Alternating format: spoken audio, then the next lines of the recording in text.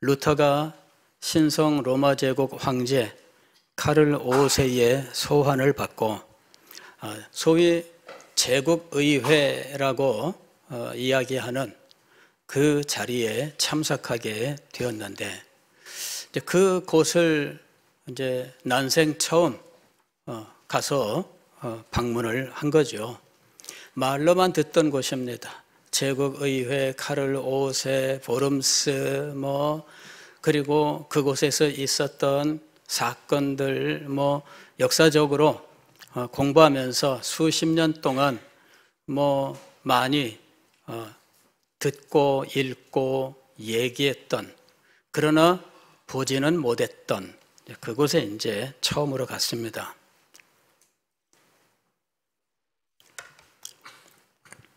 그 대성당이 있어요. 굉장히 큰 성당인데, 내부에 들어갔더니 현재 외부적으로는 공사 중이라서 전체 모습을 다 보기는 어려웠고, 어쨌든 들어가서 이렇게 보니까 전형적인 가톨릭 성당의 모습인데, 그곳에서 그 통로 한가운데 이렇게 서가지고 이제 그 루터가 최후 진술 시 했던 말, 그거를 떠올렸습니다. 내가 여기 서 있나이다. 하나님 나를 도우소서. 아멘. 이게 이제 제일 마지막 말이었는데, 내가 여기 서 있나이다. 그 말씀을 기억하고 루터가 어디에 서 있었을까? 이래가지고 여기쯤 섰을까? 저기쯤 섰을까?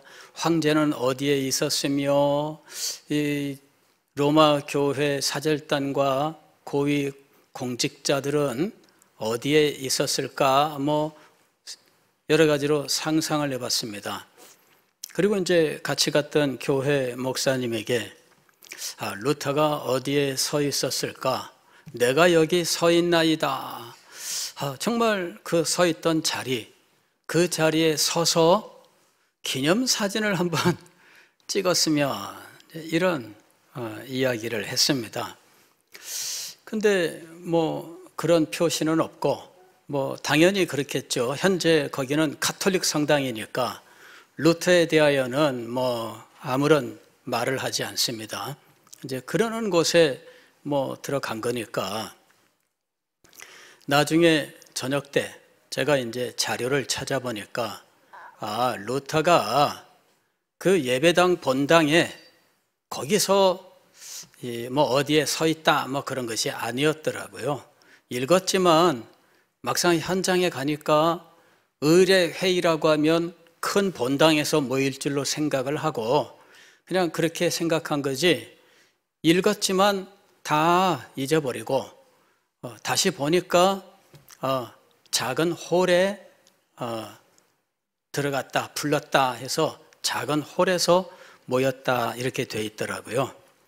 그래서 괜히 그 대예배당에서 루터가 어디 서 있었나 이러고 참 무식하기 짝이 없다, 혼자 속으로 부끄러웠습니다. 작은 방이라 그런 것이, 그 생각이 있었으면 혹시라도 물어봐서 그 방을 아마 찾아갔을 것 같은데, 모르겠습니다. 성당 측에서 협조를 얼마나 할지는 모르겠는데,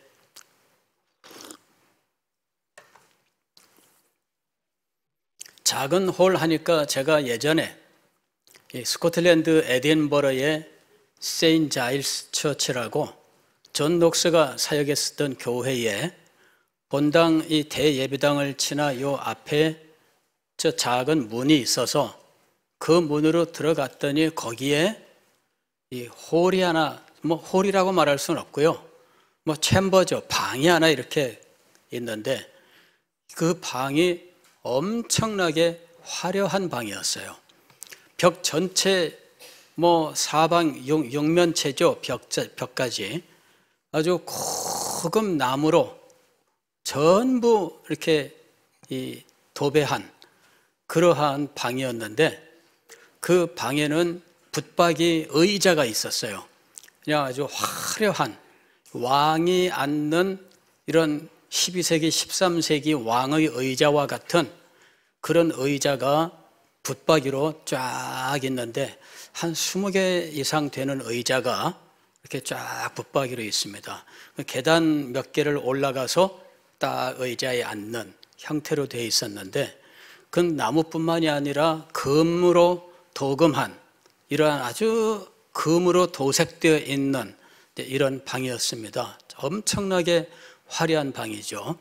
이제 그게 왜 그러한 화려한 방이 있느냐 하면 거기가 왕궁하고 불과 한 1km 정도 떨어져 있는 곳에 있는 국가교회입니다. 그래서 왕이 예배 참석하러 나오는 이러한 교회고, 그래서 이 교회는 소위 스코틀랜드에서 1호 교회라고 말할 수 있는 이런 교회입니다. 그래서 그 방을 특별하게 금으로 치장한 이런 방을 아마 가지고 있었던 것 같아요. 그래서 제가 루터가 워름스에서 황제 앞에 나아갔다 그러는데 루터를 소환했던 그 방은 아마도 그렇게 화려함의 극치로 치장되어 있는 방이 아니었을까? 이제 이런 생각을 좀 했습니다. 왜냐하면 직접 못 봤으니까 상상을 해본 거예요. 그러면서 생각이 계속 어디로 갔느냐 하면 루터가 내가 여기 서 있나이다 라고 했을 때 그 말은 물리적 공간으로서 자기가 바로 이 자리에 와 있다라고 말한 것이라기보다는 자기가 지금 이 역사적인 자리, 이와 같이 로마 교회와 황제가 핍박하는 이 자리에 자기가 지금 와서 서 있다라고 하는 이 역사적 의미를 담은 자리, 아마 이것을 이야기한 것이 아닌가라고 생각을 했습니다. 내가 여기 서 있나이다. 여기는 도대체 어디일까요? 황제가 부른 이 워름스 이 교회 이 홀, 거기가 여기일까요? 아니죠. 역사적인 현장으로서 시대의 부르심에 응답한 루터 자신이 그에 응답하여 오게 된 바로 그 자리, 그것을 이야기하고 있는 것이다. 그 다음에 루터가 황제 앞에서 진술했었던 그 말을 다시 한번 최후 진술을 읽다 보니까 이 자리까지 오게 된 것이 바로 이것 때문이구나 하는 것을 깨달을 수가 있었습니다. 루터가 내가 여기 서 있나이다 라고 말하기 바로 앞에 어떤 말을 했느냐 하면 이렇게 이야기합니다. 나는 내가 인용한 성경 말씀에 정복 땅에 있고 나의 양심은 하나님의 말씀에 속박 땅에 있습니다. 성경의 증언에 의해 또는 명백한 논증에 의해 논박되지 않는 한 나는 어떤 것도 처리할 수 없고 처리하지도 않을 것입니다. 내가 여기 서 있나이다. 하나님이여 나를 도우소서. 아멘. 이렇게 진술한 거예요. 그가 내가 여기 서 있나이다 라고 말했을 때 그 바로 앞에 뭐라고 얘기했느냐 하면 나는 내가 인용한 성경 말씀에 정복 땅에 있고 나의 양심은 하나님의 말씀에 속박 땅에 있습니다. 그러므로 성경의 증언에 의해 또는 명백한 논증에 의해 논박당하지 않는 한, 즉 내가 틀렸다라고 증명되지 않는 한 나는 어떤 것도 처리할 수 없고 처리하지도 않을 것입니다. 루터에게 어떤 일이 일어났습니까? 그가 1517년 10월 31일 낮에 비텐베르크 성 교회 교회 대학 정문에 95개조로 되어 있는 논문 하나를 붙여 놓게 됩니다. 그리고 그때 그가 붙인 이 논문은 인쇄업자에게 바로 넘어가서 인쇄업자가 그것을 인쇄해서 유럽 전역에 다 퍼뜨리게 되는데 그 당시에 구텐베르그라고 하는 이 인쇄 혁명을 일으킨 인물이 있었어요. 그 금속 활자 인쇄술이 유럽에서 발명되고, 그리고 그로 인하여 인쇄술이, 그러니까 대량 인쇄가 가능하게 되자 종교개혁 시대에 바로 그것이 활용이 된 거예요. 그러면서 전 유럽으로 루터의 논문이 퍼지게 되었는데, 그 논문의 그 파장은 굉장히 컸습니다. 그래서 로마 교회에서 아주 적극적으로 대응을 하게 되었고, 그래 결국은 이 루터와 그 문제를 가지고 이 논쟁을 벌이는 일이 일어나게 됩니다. 그래 몇 차례 논쟁이 있고 결국은 루터를 설득할 수 없게 되자 로마 교황은 루터에게 파문장을 보내게 되는 겁니다. 그래 결국은 로마 교회로부터 파문장을 받았지만 루터가 이 파문장을 찢어버리거든요. 난 교황한테 파문받을 만한 일을 한 적도 없고 뭐 그래야 될 필요도 없다 이러면서 파문장을 찢어버립니다.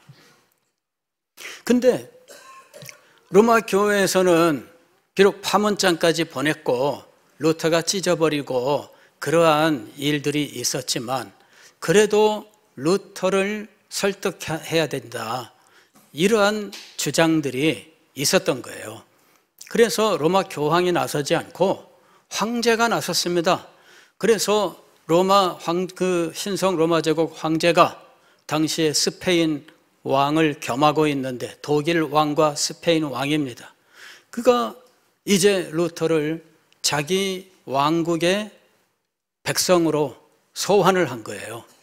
이를 가지고 보름스에서 그를 불렀는데, 루터가 보름의 시간을 걸쳐서 비텐베르크에서 보름스까지 마차를 타고 오게 됩니다. 딱 보름이 걸려요. 그리고는 그가 그 자리에 와서 이제 기다리고 있는 겁니다. 뭐 한없이 기다리게 했어요.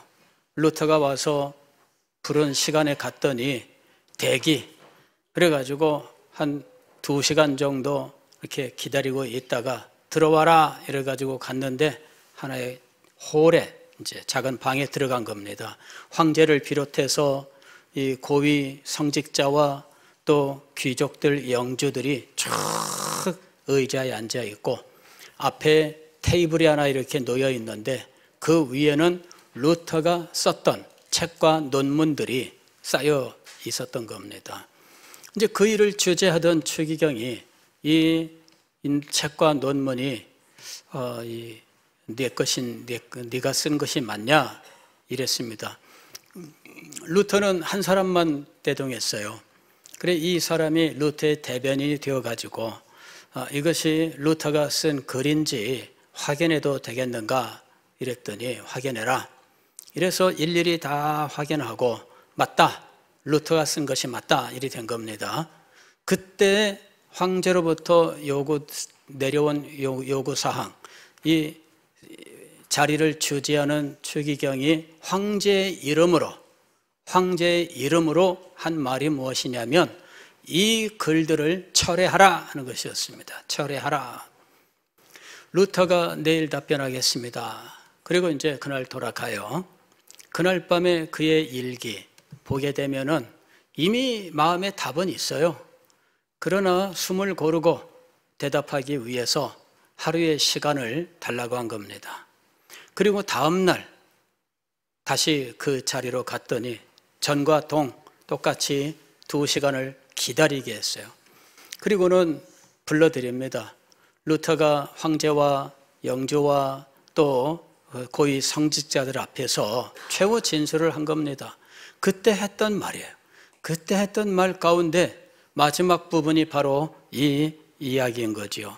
나는 내가 인용한 성경 말씀에 정복당에 있고 나의 양심은 하나님의 말씀에 속박당에 있습니다. 성경의 증언에 의해 또는 명백한 논증에 의해 논박되지 않는 한 나는 어떤 것도 처리할 수 없고 처리하지도 않을 것입니다. 내가 여기 서 있나이다. 하나님이여 나를 도우소서. 아멘. 이제 이렇게 끝난 거예요. 그리고는 밖으로 나오니까 루터를 지지하는 사람들이 그 앞에 엄청나게 몰려 있었습니다. 그리고 그 루터가 서서 이 사람들에게 간단하게 연설을 했는데, 이제 그 연설을 했다는 자리가 오늘날 이렇게 공원으로, 조그마한 공원으로 형성되어 있고, 거기에 보면은 루터의 신발 해가지고 신발이 이렇게 그 조각으로 있습니다. 그래가지고 그 신발에 발을 끼워봤어요. 이게 누구 신이냐 해가지고 발을 끼워봤더니 엄청나게 큰 신발입니다. 다 맞습니다. 예. 내가 여기 서 있나이다. 여기는 도대체 무엇일까? 제가 계속해서 묵상을 하다가 여기는 진리의 역사가 바울의 마음에, 그의 양심에 역사하여 그 양심이 이끄는 대로 오게 된 자리, 이게 바로 여기구나 하는 사실을 깨닫게 된 겁니다. 여기 보면은 루터가 이렇게 이야기합니다. 나는 내가 인용한 성경 말씀에 정복당해 있고 하나님의 말씀에 정복당했습니다. 그의 정신세계, 그의 사고 모든 것들이 하나님의 말씀에 정복당한 겁니다. 그래서 그의 양심은 하나님의 말씀에 매여 있게 된 거예요. 자기의 양심은 하나님의 말씀이 진리라고 하는 사실을 그는 그 양심이 인정을 했고, 그 양심은 이것을 부인할 수 없습니다. 그는 이 진리를 깨닫기 위해서 몇 년 동안 얼마나 많은 아픔과 고통을 겪었는지 모릅니다. 그가 에어프루트 대학을 다닐 때, 그때 그는 법학을 전공하던 법학도였습니다. 그리고 그의 아버지는 법학 전공을 하고 변호사가 되기를 원했습니다. 그런데 어느 날 이 법학도가 변화가 된 거예요. 루터가 변화된 그 계기에 대해서는 여러 이야기가 있지만, 한 번은 친구가 벼락에 맞아 죽는 현장에서 그는 두려움을 느끼게 되었고, 그래서 그가 수도사가 되기로 서약을 합니다. 그리고는 그는 수도사가 되는 거죠. 그래서 아버지하고는 여러 해 동안 불화하게 됩니다. 아버지는 자기의 기대를 따르지 않고 그냥 어떻게 수도원에 들어갈 수 있느냐 해가지고 나중에는 화해를 했습니다마는, 어쨌든 그러한 격변을 겪으면서 수도사가 된 거죠. 그런데 루터는 로마 가톨릭의 미신에 깊이 빠져 있었던 겁니다. 하나님은 진노하신 하나님. 로마서 1장 17절에 그 복음에는 하나님의 의가 나타나 그랬지만, 이 복음은 하나님의 의와 어미로우신 하나님, 두려우신 하나님, 의로서 심판하시는 하나님, 복음을 그는 심판이라고 알고 있었습니다.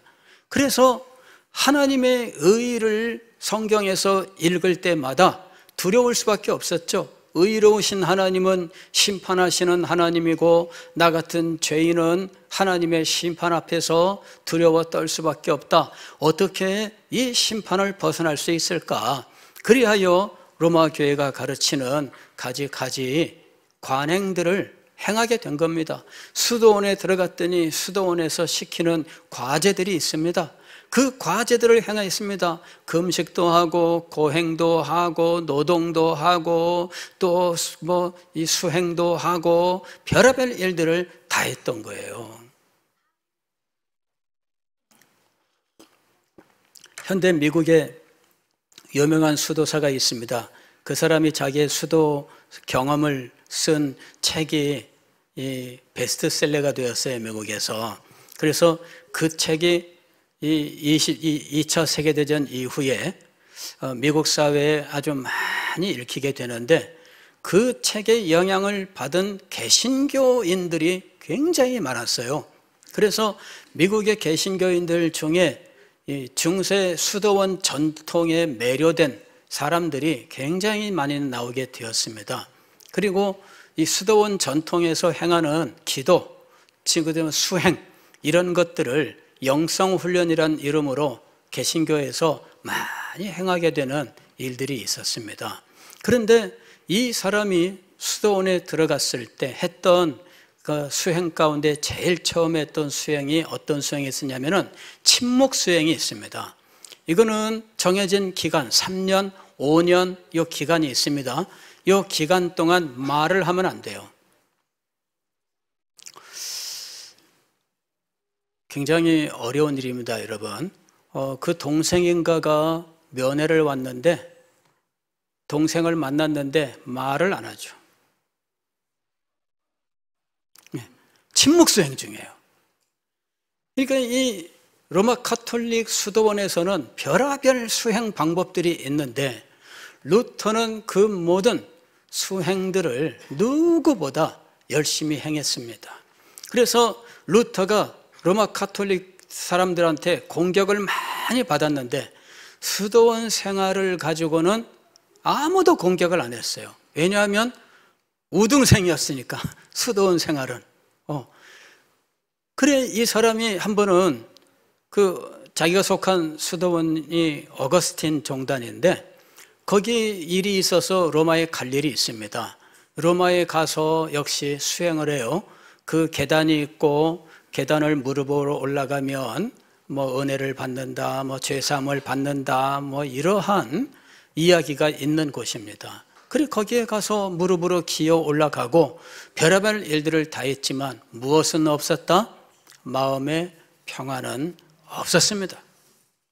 그는 언제나 자기의 죄에 짓눌렸고 하나님의 심판을 두려워하면서 어쩔 줄 몰라 했던 것입니다. 그런데 그것을 언제 해결했을까요? 언제 해결을 했을까요? 그가 에어프르트 대학을 석사과정을 마치고 이제 비텐베르크 대학에 와서 박사과정 공부를 하면서 강의를 하게 되었는데 성경 과목을 강의하게 되었습니다. 그래서 시편과 갈라디아와 로마서와 이런 책들을 이제 공부를 하게 된 거죠. 그때 그가 변화되기 시작을 했어요. 시편을 연구하면서 변화되기 시작을 했고 로마서에 왔을 때 그 전에 자기가 두려워했었던 성경 말씀 로마서 1장 17절이 드디어 풀렸던 겁니다. 하나님의 의는 우리를 심판하는 의가 아니라 우리를 죄인을 의롭게 하는 의를 말씀하는 거다.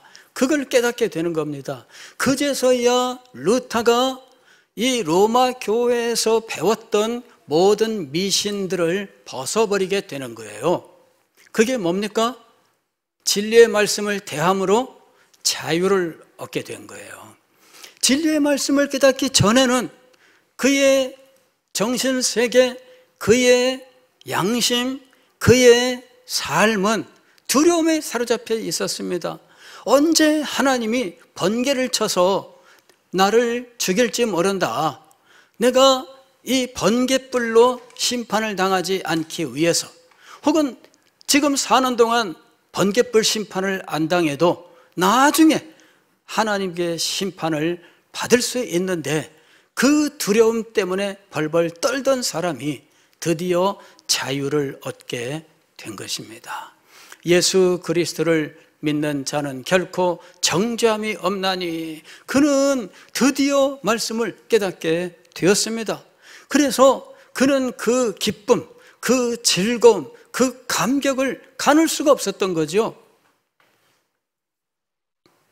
하나님의 말씀이 그의 마음을 새롭게 했고 하나님의 말씀이 그의 마음을 주장했고 하나님의 말씀이 그의 삶을 인도하기 시작했습니다.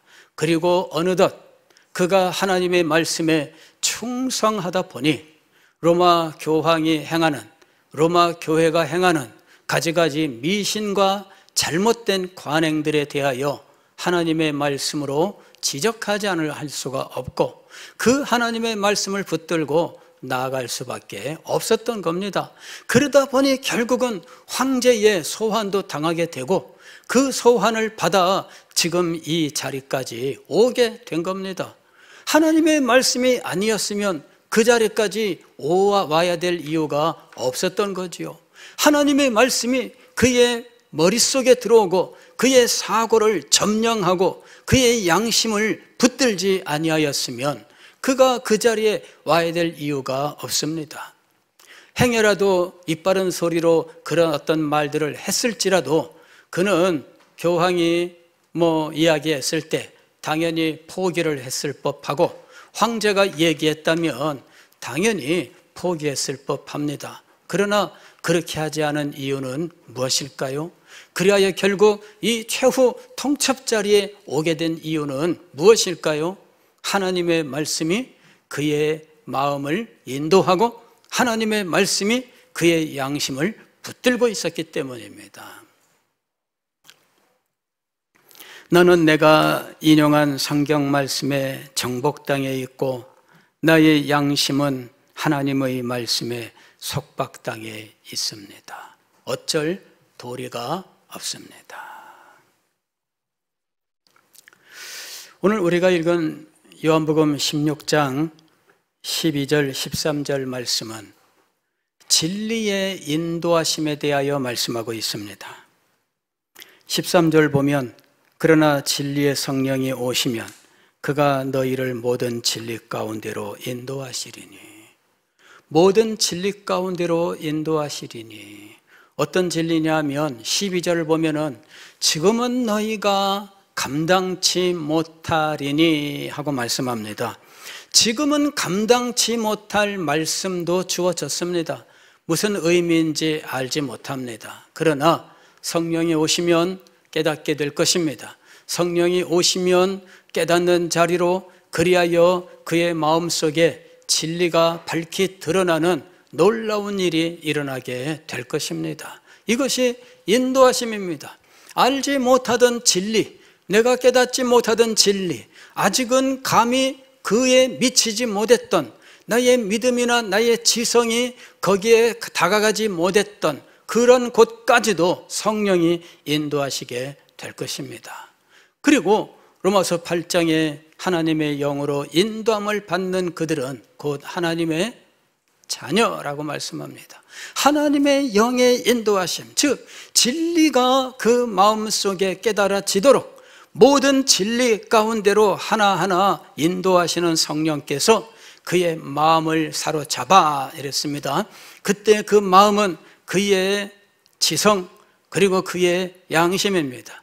그리고 그의 지성과 양심은 하나님의 거룩한 뜻과 하나님의 진리로 인한 기쁨과 사랑으로 충만한 상태에 있는 것입니다. 그것이 속박당한 사람의 모습이에요. 진리에 속박당했고 진리로 인도받는 사람은 진리에 대한 사랑과 기쁨이 있습니다.